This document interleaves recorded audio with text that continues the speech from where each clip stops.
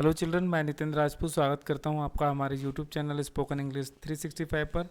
आज हम लेकर आए हैं क्लास 5th का चैप्टर फर्स्ट हिंदी का प्रार्थना। If you have not subscribed our channel, यदि अभी तक आपने हमारा चैनल सब्सक्राइब नहीं किया तो don't forget to subscribe our channel and don't forget to press bell icon, ताकि आपको लेटेस्ट जो हमारे वीडियोज़ की इन्फॉर्मेशन मिलती रहे। तो चलिए हम स्टार्ट करते हैं। ये एक प्रार्थना है। प्रार्थना मतलब जैसे हम स्कूल में प्रार्थना करते हैं, उसी तरह ये प्रार्थना से आपका जो चैप्टर फर्स्ट है वो स्टार्ट होता है। दया कर दान भक्ति का हमें परमात्मा देना। मतलब दया कर दान भक्ति का, तो यहाँ पर बात की जा रही कि परमात्मा में भक्ति का दान दे। दया करना हमारी आत्मा में शुद्धता देना, मतलब हमारी आत्मा को, आत्मा में क्या चाहिए? शुद्धता। मतलब हमारे आत्मा में अच्छे विचार आएँ।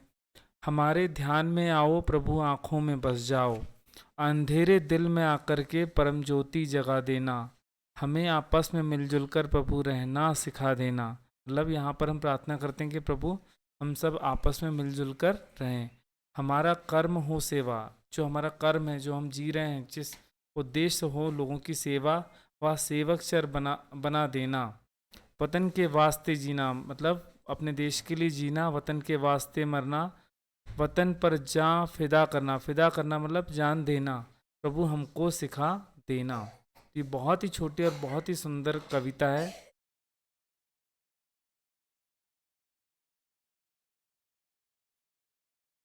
अब देखिए यहाँ पर जो हमने अभी कविता पढ़ी उससे रिलेटेड एक्सरसाइज हैं। कविता से खोज कर बताइए दया का, तो दया का यहाँ पे मैच करेंगे। दया का दान भक्ति का, आत्मा में शुद्धता देना, ज्योति जगा देना, कर्म हो सेवा।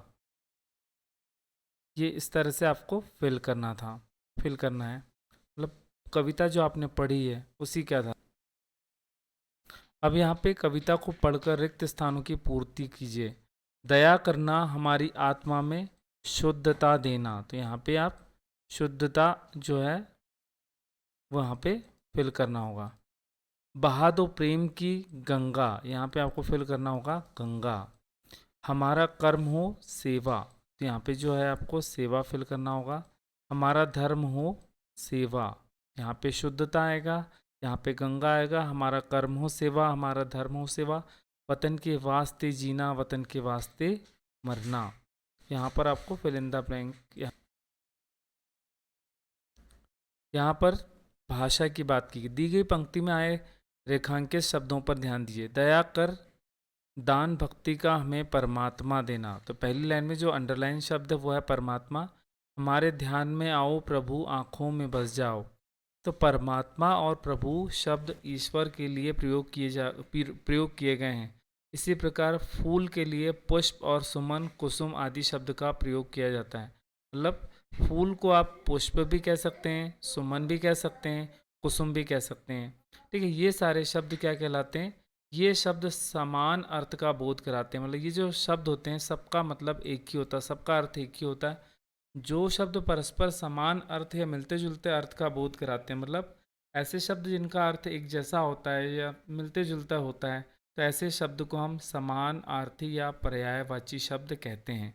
तो परीक्षा जब एग्ज़ाम होगा तो आप जो पढ़ रहे हैं कोई ना कोई शब्द का आपको पर्यायवाची लिखने को आएगा ही, और इसलिए आपको ये पर्यायवाची मतलब आपको प्रैक्टिस करके नहीं याद कर लेना चाहिए। जैसे आपके यहाँ बुक में दिया है, जैसे सूर्य, सूर्य को हम सूरज भी कहते हैं, भास्कर भी कहते हैं, दिनकर भी कहते हैं। तो ये तीनों शब्द इसके क्या हैं? पर्यायवाची। मतलब सूर्य की जगह पर इन शब्दों का इस्तेमाल किया जा सकता है।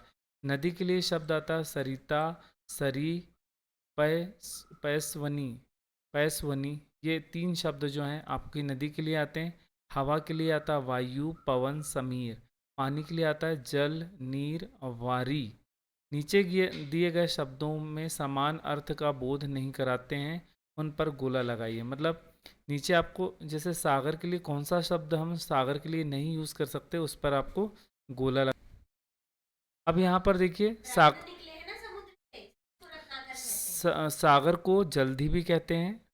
ठीक है, सरिता मतलब तो नदी होती तो ये नहीं होगा। रत्नाकर, समुद्र से रत्न निकले हैं इसलिए उसे रत्नाकर भी कहते हैं। गंगा का पर्यायवाची कौन से शब्द हैं जो गंगा के लिए यूज़ होंगे? और कौन से शब्द है जो गंगा के लिए यूज नहीं होंगे। नेक्स्ट जो है, जन्मभूमि का पर्यायवाची कौन सा, प्रदेश, मातृभूमि, वतन। तो ये दो होते हैं, प्रदेश जो नहीं होते। अच्छा, उनमें गोला लगाना जो समान अर्थ नहीं दिखते, तो यहाँ पर प्रदेश ये शब्द अलग है। जन्मभूमि मतलब मातृभूमि भी होती है और वतन भी होता है। सागर मतलब होता है सरिता, सरिता मतलब नदी होती, तो ये शब्द यहाँ पर मैच नहीं करेगा। गंगा भागीरथी भी होती है, सोरसरी भी होती, सारिका नहीं होती, तो ये शब्द यहाँ पर अलग है। नेत्र के लिए आंख भी कहते हैं और नैन भी कहते हैं। नासिका मतलब नाक होती, तो ये शब्द यहाँ पर नहीं मैच हो रहा, तो ये अलग होते हैं। नेक्स्ट, इसके बाद यहाँ पर आपको एक वर्ड पजल दी गई है। यहाँ पर आपको क्या करना है कि नीचे कुछ शब्द दिए गए, उन इस वर्ड से आपको यहाँ से पजल से आपको ढूंढकर उनको लिखना, उनका समान अर्थी। जैसे आकाश, आकाश के लिए जो शब्द आएगा वो होगा, वर्ड पहली से जब आप ढूंढेंगे शब्द को तो आप देख सकते हैं आकाश के लिए कौन कौन से शब्द आएंगे। आकाश को हम नभ भी कहते हैं और गगन भी कहते हैं। कमल के लिए जलज, जलज और नीरज, ये दो शब्द होते हैं कमल के लिए। ठीक है, कमल के लिए जो शब्द आता है यह है जलज, ज ल और ज, जलज और नीरज। पहाड़ के लिए आता है पर्वत और भूधर। अग्नि के लिए आता है अनल और आग। ठीक है, घर के लिए आता है भवन और सदन, इसका मतलब होता है भवन, घर।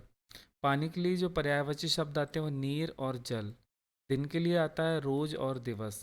तो ये सारे शब्द हैं, इनकी आप प्रैक्टिस करें, तो इस तरह से आपको कोई ना कोई शब्द आपके एग्ज़ाम में ज़रूर आएगा। तब तक के लिए पढ़ते रहिए और बहुत ही सरल एग्ज़ाम है आपका, अपनी तैयारी करते रहिए। Good day, good luck, take care.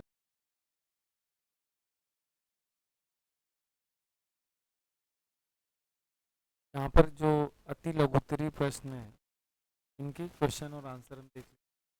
कभी परमात्मा से कौन सा दान मांग पर आएगा, भक्ति का। हमारा कर्म और धर्म क्या होना चाहिए, हमारा कर्म और धर्म सेवा होना चाहिए। आंसर था सेवा। हमें आपस में किस प्रकार रहना चाहिए, होगा मिलजुल कर। कभी किसके लिए जीना मरना चाहता, देश के लिए, वतन की तरह से।